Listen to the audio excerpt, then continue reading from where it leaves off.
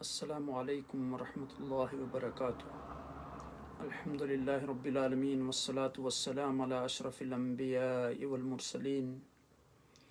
اللہم لا سہل الا ما جعلته سہلا وانت تجعل الحزن اذا شئت سہلا یا مقلب القلوب صرف قلوبنا علی طاعتک۔ اللہم رب اشرح لی صدری ویسر لی امری واحلل عقدۃ من لسانی یفقہوا قولی۔ اللہم رب زدنا علما، اللہم رب زدنا علما، اللہم رب زدنا علما۔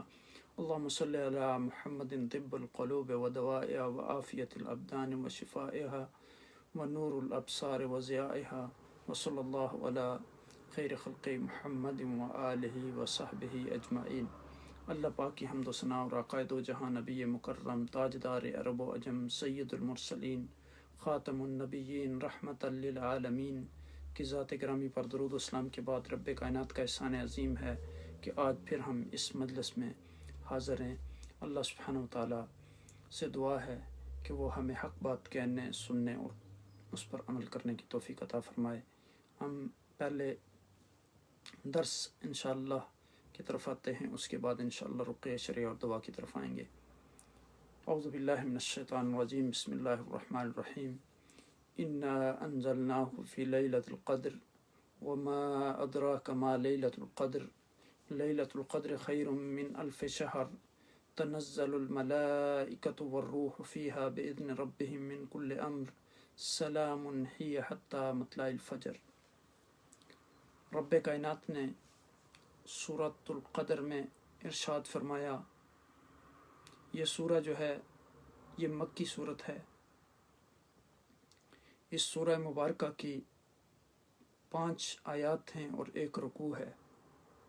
اس میں ارشاد فرمایا کہ بے شک ہم نے قرآن مبین اس لیلۃ القدر کی رات میں نازل فرمایا، یعنی شب قدر میں نازل فرمایا۔ وما ادراک ما لیلۃ القدر، اور آپ کو کیا معلوم کہ شب قدر کیا ہے۔ لیلۃ القدر خیر من الف شہر، جو شب قدر ہے یہ فضیلت اور برکت اور اجر ثواب میں 1000 مہینوں سے بہتر ہے۔ تنزل الملائکۃ والروح فیہا باذن ربہم من کل امر، اس دن رات میں فرشتے اور روح الامین جبریل اپنے رب کے حکم سے خیر و برکت کے ہر امر کے ساتھ اترتے ہیں۔ سلام ہی حتی مطلع الفجر، یہ رات طلوع فجر تک جو ہے سراسر سلامتی ہے۔ اب دیکھیں کہ قرآن حکیم کے نزول کی ابتدا غار ثور میں ہوئی۔ پہلی وحی اسی غار میں نازل ہوئی۔ اس وقت اللہ کے نبی صلی اللہ علیہ وسلم کی عمر مبارک 40 سال 6 مہینے کی ہو چکی تھی۔ 23 سال تک نزول قرآن کا یہ سلسلہ جاری رہا۔ بلا شبہ یہ کلام ہے خدائے وحدہ لا شریک کا، اور اس کا لانے والے فرشتے بڑی خوبیوں والے ہیں، معزز، محترم اور امانت دار ہیں۔ حضور علیہ السلام کا جانا پہچانا اور اس کلام کو لینے والے محمد بن عبداللہ صلی اللہ علیہ وسلم کے جو نبیوں کے سردار آخری نبی ہیں، خاتم النبیین ہیں۔ قرآن حکیم خود ان حقائق کی وضاحت کرتا ہے۔ قل نزلہ روح القدس من ربک بالحق یثبت الذین آمنوا وہدی وبشریٰ للمسلمین، فرما دیجئے نازل کیا اسے روح القدس نے آپ کے رب کی طرف سے حق کے ساتھ، تاکہ ثابت قدم رکھے انہیں جو ایمان لائے، اور یہ ہدایت اور خوشخبری ہے مسلمانوں کے لیے۔ پھر سورہ نمل کی آیت ہے، دوسرے مقام پر سورہ شعراء میں فرمایا، یہ سورہ نمل کی آیت نمبر 102 ہے۔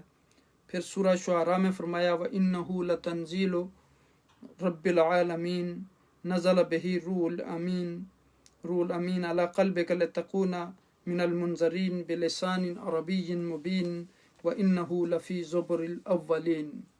فرمایا کہ بے شک یہ کتاب رب العالمین کی اتاری ہوئی ہے، اسے لے کر روح الامین اترے ہیں۔ اے محمد صلی اللہ علیہ وسلم، آپ کے قلب پر اترا تاکہ آپ لوگوں کو ڈرانے والے ہو جائیں۔ یہ ایسی عربی زبان میں ہے جو بالکل واضح ہے اور اس کا ذکر پہلے لوگوں کی کتابوں میں ہے۔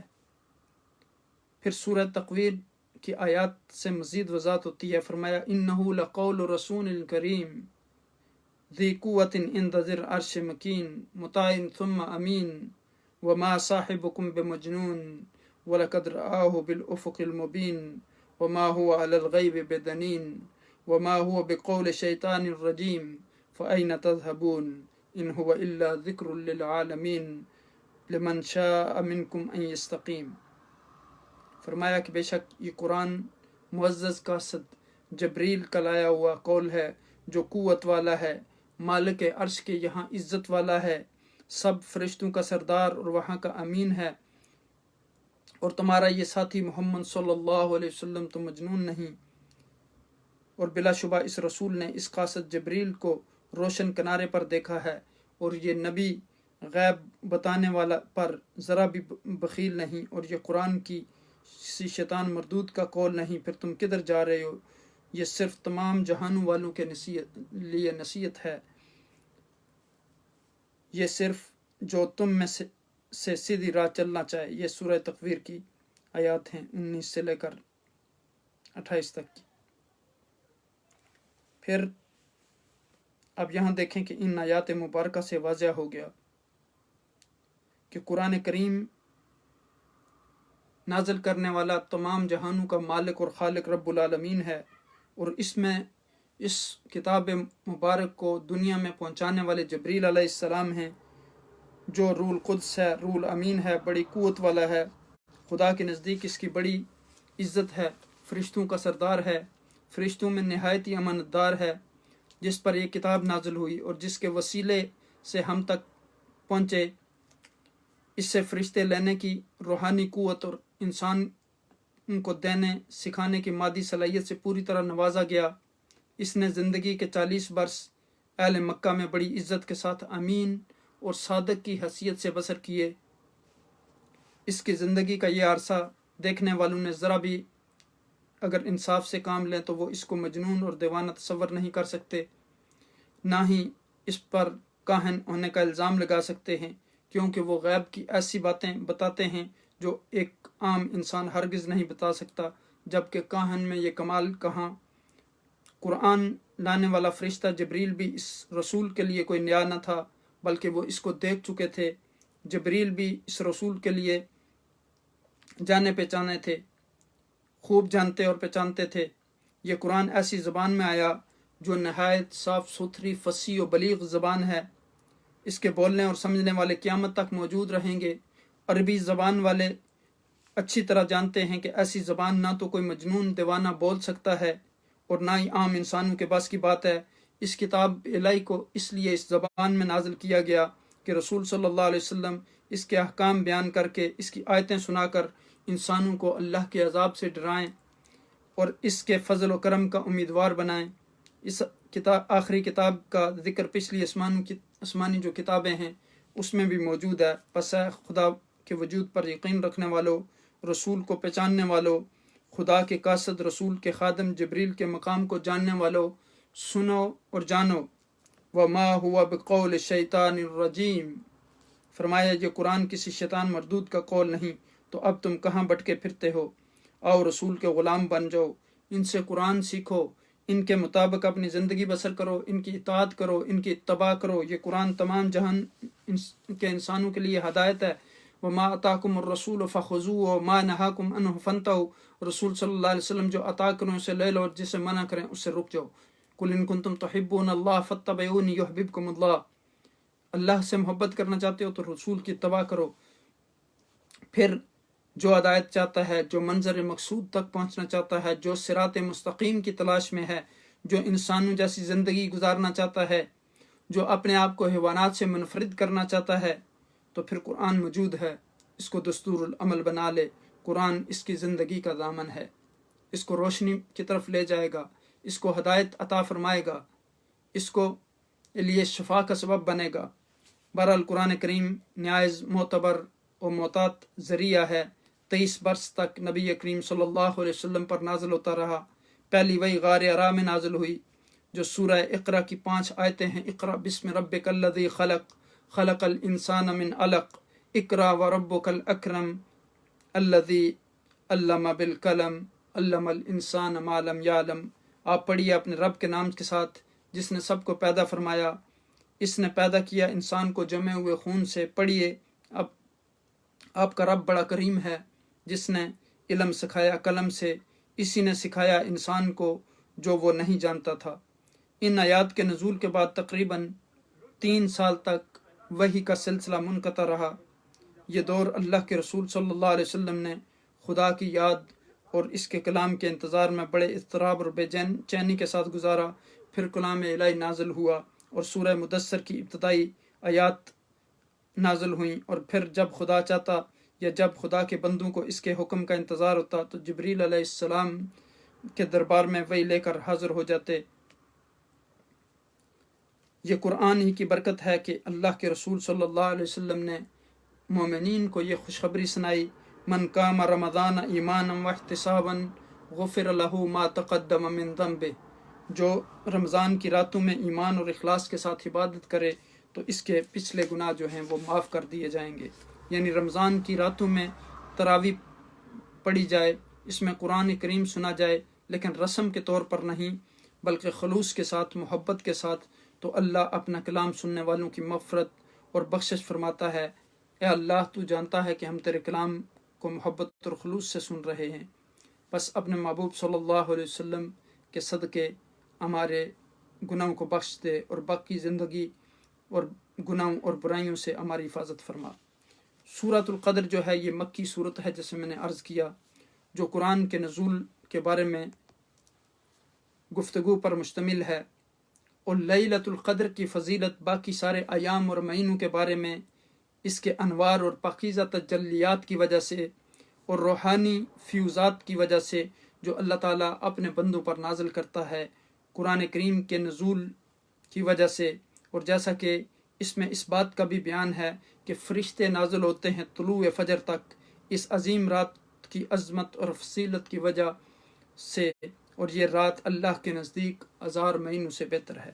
فرمایا کہ ان انزلناہ فی لیلۃ القدر، یعنی یہ شرف ہے، عظمت ہے اس رات کا کہ اس میں قرآن حکیم کو نازل کیا گیا۔ ای نحن انزلناہ فی هذا القرآن المعجز فی لیلۃ المبارک، یعنی حضور نبی اکرم صلی اللہ علیہ وسلم کا یہ معجزہ خالدہ جو ہے اس رات کو نازل کیا گیا۔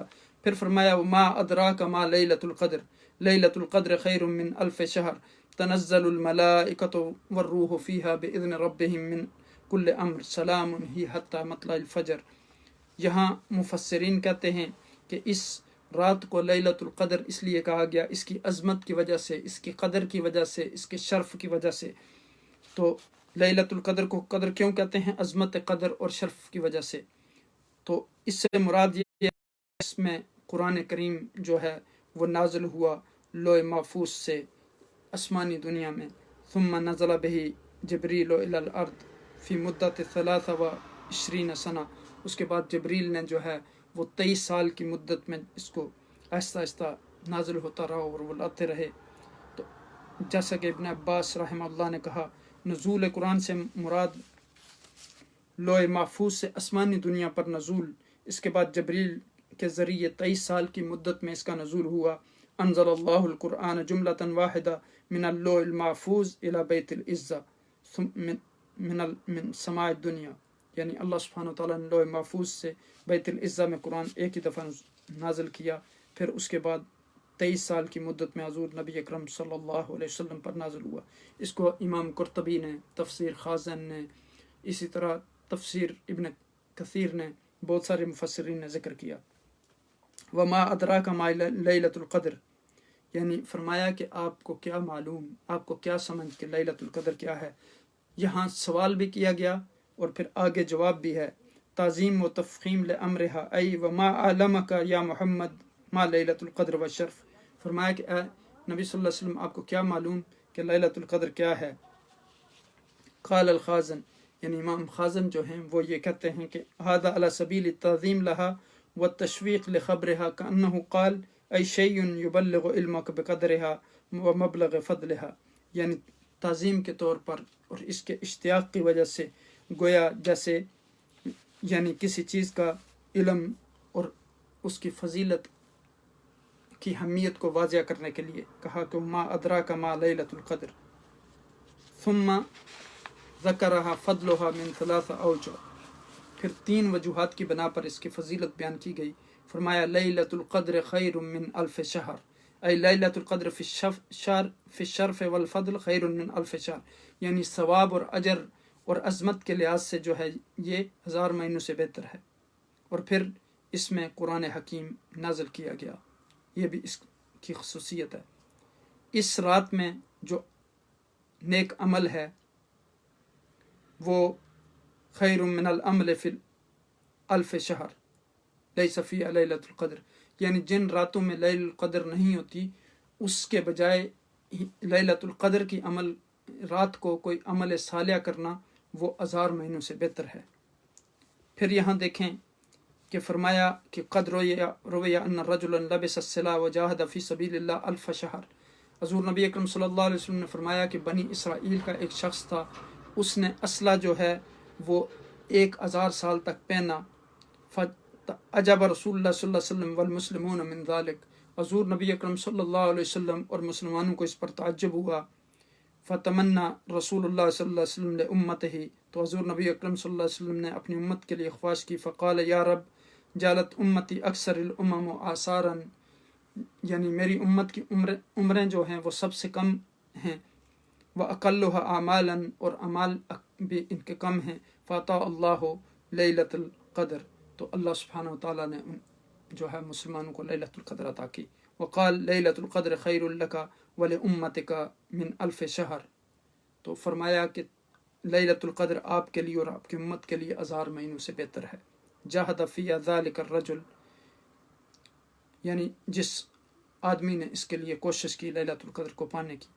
پھر اس کا عمل جو ہے، اس کا روزہ، اس کا قیام، وہ بھی 1000 مہینوں سے بہتر ہے، یہ دوسری وجہ ہے۔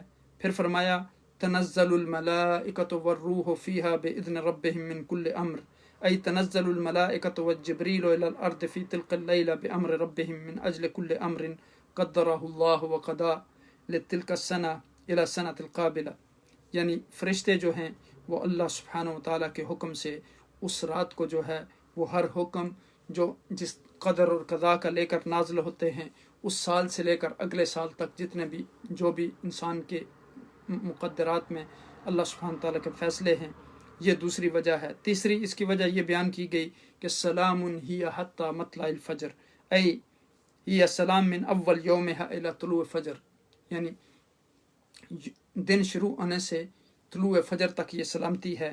سلم فیہا الملائکہ علی المؤمنین، تسلم الملائکہ، یعنی فرشتے جو ہیں وہ مومنین پر سلامتی بھیجتے ہیں۔ ولا یقدر اللہ فیہا الا الخیر السلام لبنی الانسان، تو اللہ سبحانہ وتعالیٰ اس میں انسانوں کی جو سلامتی اور خیر کے فیصلے کرتے ہیں۔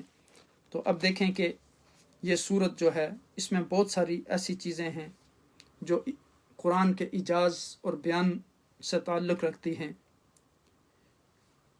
یہاں دیکھیں کہ اس سورہ میں اگر آپ غور کریں تو اس میں اتناب بذکر لیلۃ القدر 3 مرات، یعنی لیلۃ القدر کا جو لفظ ہے وہ 3 مرتبہ استعمال ہوا، یعنی اس کی شان کی وجہ سے، عظمت اور تفخیم کی وجہ سے، اس امر کی جو اس رات کی عظمت اور شرف ہے۔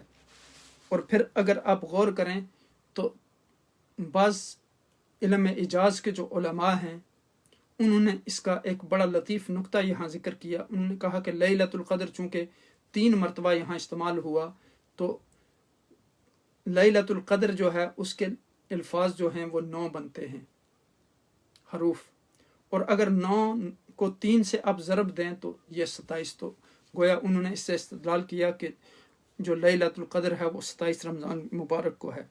پھر آپ دیکھیں کہ اس میں استفہام کا صیغہ، یعنی اس کا عظمت اور اس کی تعظیم پر دلالت کرتا ہے کہ ما ادراک ما لیلۃ القدر، جس طرح اور بھی بے شمار جگہوں پہ جس طرح اللہ سبحانہ وتعالیٰ نے ارشاد فرمایا مل قاریہ وما ادراک مل قاریہ۔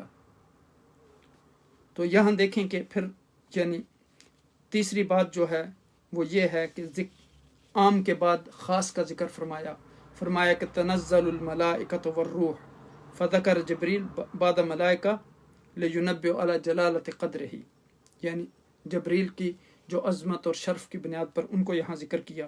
پھر آپ دیکھیں کہ اس میں جو فواصل ہیں آیتوں کے درمیان، القدر، شار، امر، الفجر، یعنی کتنی ایک پوری صورت میں آپ دیکھیں، ان انزلناہ فی لیلۃ القدر وما ادراک فی لیلۃ القدر لیلۃ القدر خیر من الف شہر تنزل الملائکۃ والروح فیہا باذن ربہم من کل امر سلام ہی حتی مطلع الفجر۔ دیکھیں کس طرح فواصل ہیں آیات کے، کتنی پیاری یعنی ترتیب ہے اور الفاظ۔ پھر آپ یہاں دیکھیں کہ آقا دو جہاں نبی اکرم صلی اللہ علیہ وسلم نے فرمایا من قام لیلۃ القدر ایمانا واحتسابا غفر له ما تقدم من ذنبه، جس نے لیلۃ القدر کو ایمان اور احتساب کے ساتھ جو ہے اس کا قیام کیا، اس کو تلاش کیا، تو اللہ سبحانہ تعالیٰ اس کے سارے پچھلے گناہ جو ہیں وہ اور اگلے گناہ معاف فرما دیتے ہیں۔ پھر فرمایا قال علیہ الصلاۃ والسلام فی لیلۃ خیر من الف شہر من حرم خیرہا فقد حرم، یہ رات جو ہے وہ 1000 مہینوں سے بہتر ہے، اور اس سے جس کو حرام کر دیا گیا یعنی محروم کر دیا گیا اس کو خیر کثیر سے محروم کر دیا گیا۔ اب یہاں دیکھیں کہ امام محدث دہلوی رحمۃ اللہ علیہ نے صلاۃ تراویح کے حوالے سے ایک بڑی پیاری حکمت بری بات پیش کی ہے۔ وہ کہتے ہیں کہ میں نے 20 رکعت نماز تراویح پر غور کیا اور میں نے اس کے فلسفے اور گہرائی میں جانا چاہا تو پتہ چلا کہ اللہ کریم نے فرضوں کے ساتھ سنتیں اور نوافل عطا فرمائے ہیں، اور سنتوں اور نوافل کی حکمت یہ جب میں نے غور کیا تو پتہ چلا کہ ان فرضوں کی اور سنتوں کی اور نفلوں کی حکمت یہ ہے کہ ان سنتوں اور نفلوں کی برکت سے اللہ تعالیٰ نے فرضوں کی جو ہے وہ کمی پوری کرتے ہیں۔ فرماتے ہیں کہ جب اس پہ بات پر غور کیا تو غور کرتے کرتے اس نتیجے پہ نکلا کہ میں نے روزانہ کے جو مسلمان فرائض و واجبات ادا کرتے ہیں، فرائض واجبات یعنی 2 فرض فجر کے، 4 فرض ظہر کے، 4 فرض پھر عصر کے، یہ 10 رکھتے ہیں، 3 فرض مغرب کے اور 13 رکھتے ہیں، 4 فرض عشاء کے 17 رکھتے ہیں، اور 3 رکعت اور تراویح 17 اور 3 20، یعنی پورے سال ان فرائض و واجبات کی 20 رکعتوں میں جو کمی کوتاہی رہ جاتی ہے، پروردگار عالم ماہ رمضان کی 20 رکعات نماز تراویح سے پورے سال کی رکعات کی جو کمی ہے پوری کروا دیتا ہے۔ یہ 20 رکعت تراویح دراصل پورے سال کے فرائض و واجبات کی جو کمی ہے اس کمی کو پورا کرنے کا ذریعہ ہے جو نماز تراویح کی سنت میں عطا فرمائے ہیں۔ پھر رمضان کے بارے میں جیسے آقا دو جہاں نبی اکرم صلی اللہ علیہ وسلم نے فرمایا وہ اول و رحمہ و اوسطہ مغفرہ و آخرہ عتق من النار، تو یہ جو لیلۃ القدر ہے یہ اسی آخری عشرے میں ہے۔ پھر روزے سے نیکی کا رنگ غالب آتا ہے، روزہ روحانی بیماریوں کی دوا اور علاج ہے، روزہ مساجد کی آبادکاری کا سبب ہے، روزہ رمضان کے نزول کا مہینہ ہے، فضیلت کی رات جو کئی راتوں سے افضل ہے وہ اسی ماہ میں ہے لیلۃ القدر۔ اب دیکھیں کہ 720 گھنٹے کے مسلسل جود کے بعد ایک روزے دار اس بات کا شعوری اقرار کرتا ہے کہ ان صلاتی و نسکی و محیای و مماتی للہ رب العالمین، کہ میری عبادت، میری قربانی، میرا جینا اور میرا مرنا رب العالمین کے لیے ہے۔ یہی احساس و شعور دراصل اسے روحانی منزل تک پہنچا دیتا ہے جو انسانیت کی تکمیل اور اسلام کا مقصد ہے۔ پھر قرآن مسلمانوں کا دستور حیات اور ضابطۂ زندگی ہے۔ رمضان صبر کا مہینہ ہے اور صبر کی جزا جنت ہے۔ رمضان میں نوافل کا ثواب جو ہے وہ فرائض کے برابر کر دیا جاتا ہے۔ رمضان کے روحانی فوائد بھی ہیں، مادی فوائد بھی ہیں۔ اس میں ضبط اوقات انسان کو جو ہے وہ سکھایا جاتا ہے۔ پھر روزہ کے صحت پر خوشگوار اثر پڑتا ہے، ہر کام کو وقت کرنے کا عادی بنایا جاتا ہے انسان کو۔ روزہ اتحاد اور اتفاق کا سبب بھی بنتا ہے۔ روزہ جسمانی صحت کے لیے مفید، جدید علوم سے ثابت ہوا ہے کہ نفس کی صحت جو ہے اور جسم کی صحت ایک دوسرے سے مربوط ہیں۔ رمضان جو ہے وہ انقلاب کا مہینہ ہے۔ روزہ انسان کے نفس اور جسم جو ہے دونوں کی اصلاح کرتا ہے۔ پھر آپ دیکھیں کہ رمضان کی خصوصیات میں آقا دو جہاں نبی اکرم صلی اللہ علیہ وسلم نے فرمایا اول و رحمہ و اوسطہ مغفرہ وآخرها عتق من النار۔ پھر رمضان میں امت کو مخصوص 5 چیزیں عطا کرنا۔ کعب بن انجرہ رضی اللہ تعالیٰ عنہ کی روایت، 3 لوگوں کی دعا رد نہیں ہوتی۔ رمضان کے روزے کا ترک جو ہے ساری عمر کے روزوں سے بھی اس کا ازالہ نہیں ہو سکتا۔ رمضان روشنی اور ہدایت کا مہینہ ہے، ضبط نفس اور صبر کا مہینہ ہے۔ رمضان تقوی کا مہینہ ہے۔ روزے کا مقصد انسانی سیرت میں تقوی اور تزکیہ نفس پیدا کرنا ہے۔ جس طرح انسانی جسم کو غذا کی ضرورت ہوتی ہے، اسی طرح انسان کے روح کو بھی غذا کی ضرورت ہوتی ہے، اور وہ روحانی غذا جو ہے روزے کے ذریعے پوری ہوتی ہے۔ روزہ سے روحانی طاقت جو ہے وہ قوی تر ہوتی جاتی ہے، جس طرح قائد و جہاں نبی اکرم صلی اللہ علیہ وسلم نے فرمایا، یا معاشر الشباب من استطاع منکم الباء فلیتزوج فانہ اغض للبصر وحسن الفرج فمن لم یستطع فعلیہ بالصوم فإن له وجاء۔ فرمایا کہ اے نوجوانوں کی جماعت، تم میں سے جو اس مادی اور مالی طاقت رکھتا ہے وہ شادی کرے، نکاح کرے، اور جو اس کی طاقت نہیں رکھتا وہ روزہ رکھے۔ روزہ اس کی جو شہوت ہے اس کو ختم کر دے گا اور وہ اس کے لیے حفاظت کا سبب بنے گا۔ پھر اب دیکھیں کہ روزہ جو ہے وہ برائیوں سے ڈھال ہے۔ روزہ جنت کے مخصوص دروازے سے دخول کا سبب ہے۔ روزہ خوشبوؤں کے اصول کا ذریعہ ہے، جس طرح قائد و جہاں نبی اکرم صلی اللہ علیہ وسلم نے فرمایا، لخلوف فم الصائم اطیب عند اللہ من ریح المسک۔ قائد و جہاں نبی اکرم صلی اللہ علیہ وسلم نے فرمایا کہ روزہ بدبو جو ہے وہ مسک سے زیادہ محبوب ہے اللہ سبحانہ وتعالیٰ کو۔ پھر روزہ جو ہے ایک کرش ٹریننگ پروگرام ہے، تربیتی پروگرام ہے۔ پورے مہینے میں انسان کو اس پروسیس سے گزار کر اس کو تقوی کی ڈگری دی جاتی ہے۔ رمضان مبارک کے روزے مسلمانوں کے لیے ایسے تربیتی پروگرام کی حیثیت رکھتے ہیں جس میں 720 گھنٹے ضبط نفس کا عادی ہو کر تعمیر سیرت و کردار، صبر و اصرار، تقوی و پرہیزگاری جیسی خصوصیات کے عمل بن جاتے ہیں۔ روزہ کا مقصود جو ہے برائیوں سے اجتناب ہے، جیسا کہ قائد و جہاں نبی اکرم صلی اللہ علیہ وسلم نے فرمایا، من لم یدع قول الزور والعمل به فلیس للہ حاجہ ان یدع طعامہ وشرابہ۔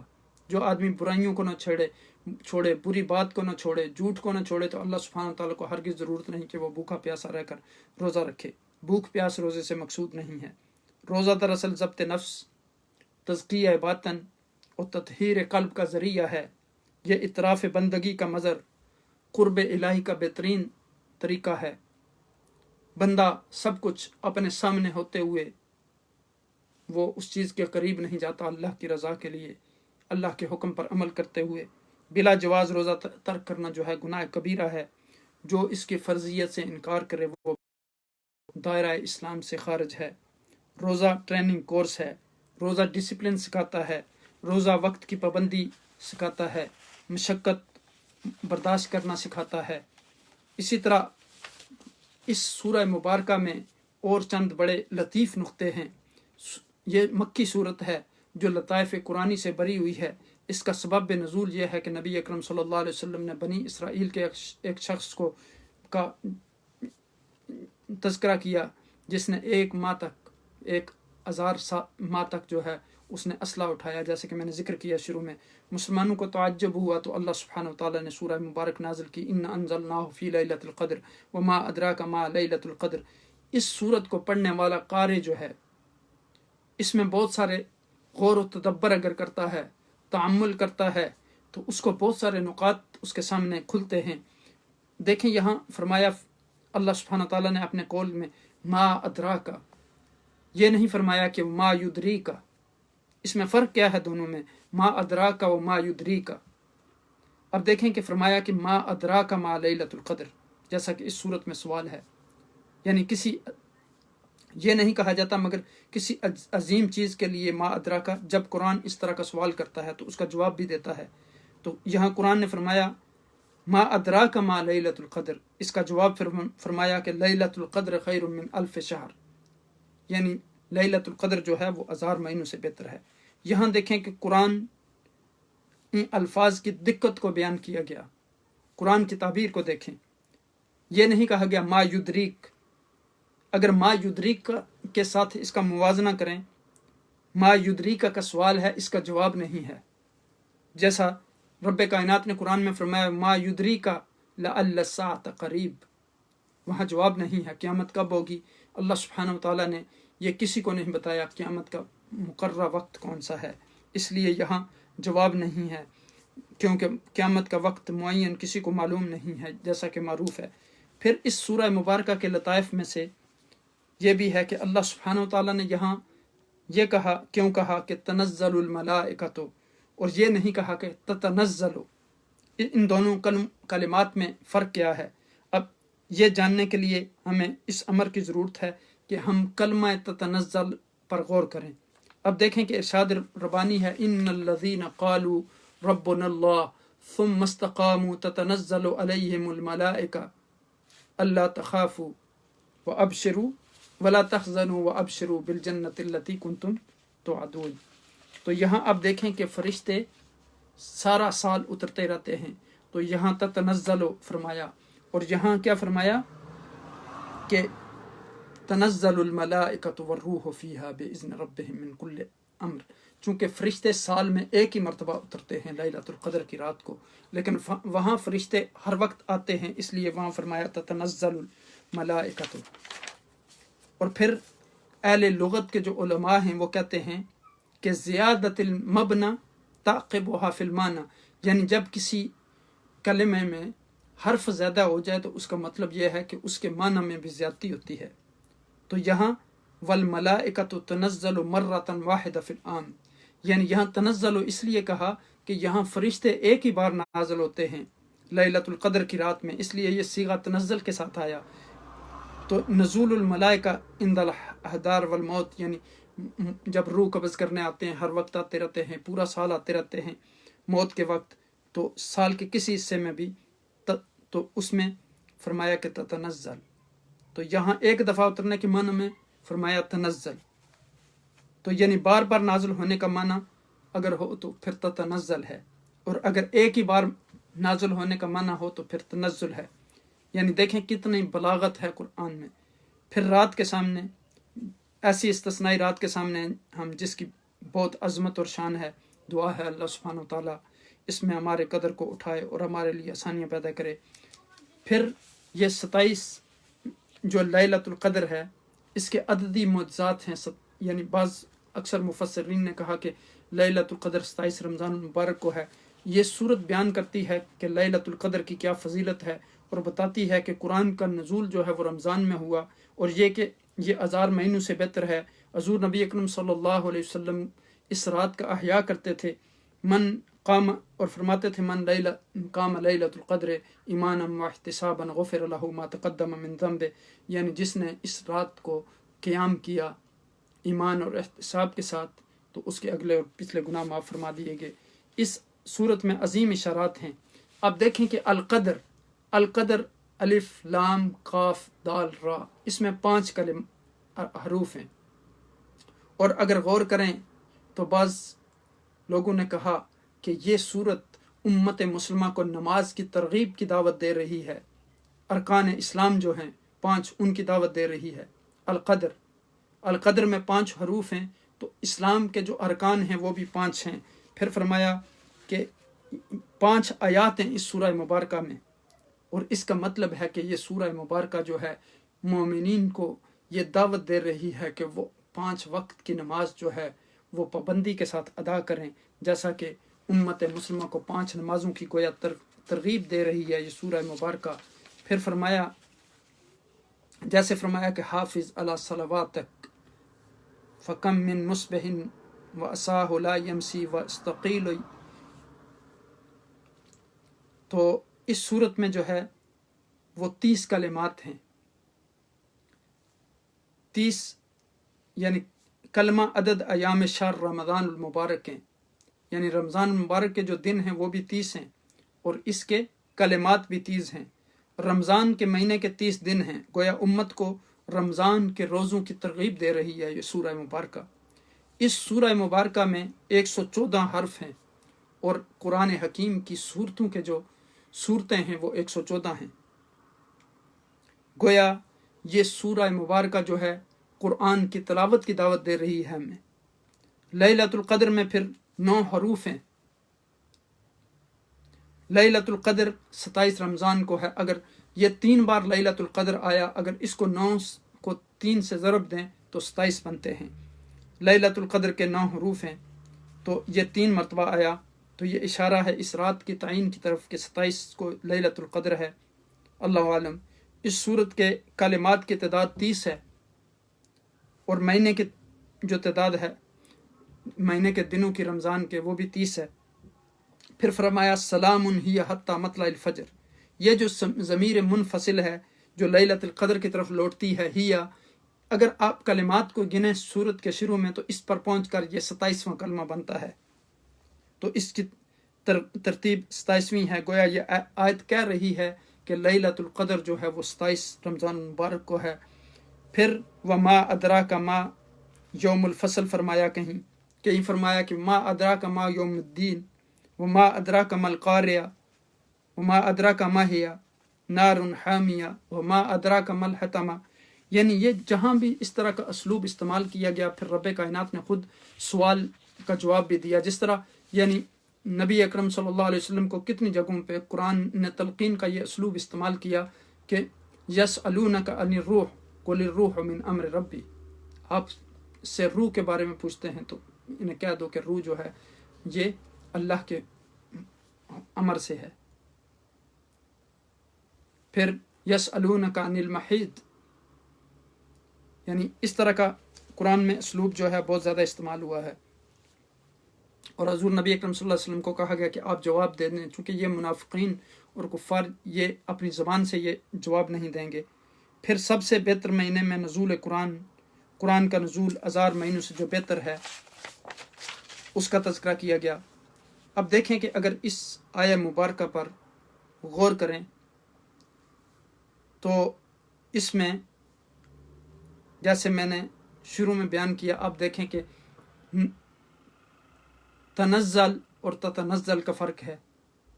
اس میں لیلۃ القدر کا آپ دیکھیں کہ اس میں 9 حروف ہیں اور 3 بار وہ کلمہ استعمال ہوا ہے، اور اگر 3 کو 9 کے ساتھ ضرب دیں تو یہ 27 کلمے بنتے ہیں۔ بہرحال لیلۃ القدر جو ہے وہ آخری عشرے کی طاق راتوں میں اسے تلاش کرنا چاہیے، جیسے 21 رمضان مبارک ہے، 23 رمضان مبارک ہے، پھر 27 رمضان مبارک ہے، اور 29 رمضان مبارک ہے۔ تو 27 کے بارے میں اکثر جو ہیں مفسرین اور محدثین نے کہا ہے کہ 27 کو لیلۃ القدر ہے۔ تو اس آخری عشرے میں آقا دو جہاں نبی اکرم صلی اللہ علیہ وسلم جو ہے وہ لیلۃ القدر کو تلاش کرتے تھے۔ اس میں انسان کو زیادہ سے زیادہ ذکر کرنا چاہیے، تلاوت کرنی چاہیے، تاکہ اللہ سبحانہ وتعالیٰ جو ہیں وہ ہمارے حال پر رحم و کرم فرمائیں اور لیلۃ القدر کو ہم پا سکیں۔ اللہ سبحانہ وتعالیٰ ہمیں اس سورہ مبارکہ کے احکامات پر عمل کرنے کی توفیق عطا فرمائے، قرآن کی تلاوت کرنے کی توفیق عطا فرمائے، نماز پڑھنے کی توفیق عطا فرمائے۔ اب ہم رقیہ شریعہ پڑھ لیتے ہیں اور اس کے بعد انشاءاللہ دعا کی طرف آتے ہیں۔ اللہ سبحانہ وتعالیٰ ہماری اس حاضری کو قبول فرمائے۔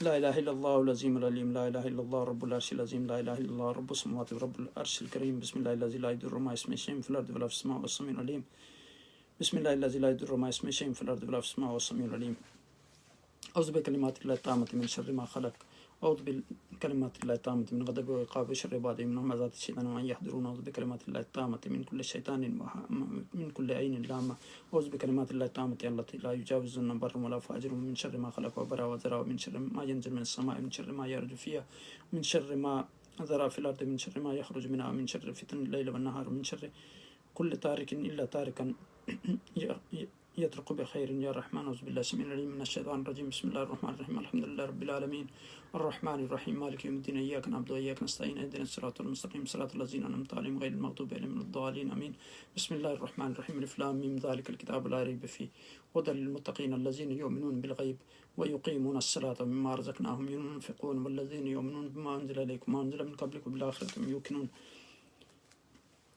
أولئك على هدى من ربهم وأولئك هم المفلحون. الله لا إله إلا هو الحي القيوم لا تأخذه سنة ولا نوم له ما في السماوات وما في الأرض من ذا الذي يشفع عنده إلا بإذنه يعلم ما بين أيديهم وما خلفهم لا يحيطون بشيء من علمه إلا ما شاء وسع كرسي السماوات والأرض لا يؤوده حفظهما وهو العلي العظيم لا تدركه الأبصار وهو يدرك الأبصار وهو اللطيف الخبير. ولقد جعلنا في السماء بروجا وزينا للناظرين وحفظنا من كل شيطان رجيم إلا من استرق السماء فأتبعه شهاب مبين. ولا تمدن عيناك إلى ما متعنا به أزواج منهم زهرة الحياة الدنيا لنفتنهم فيه ورزق ربك خير وأبقى. وإن يكاد الذين كفروا ليزلقونك بأبصارهم لما سمعوا الذكر ويقولون إنه لمجنون ويشفي صدوركم من مؤمنين. يا أيها الناس قد جاءتكم موعظة من ربكم وشفاء لما في صدور وهدى ورحمة للمؤمنين.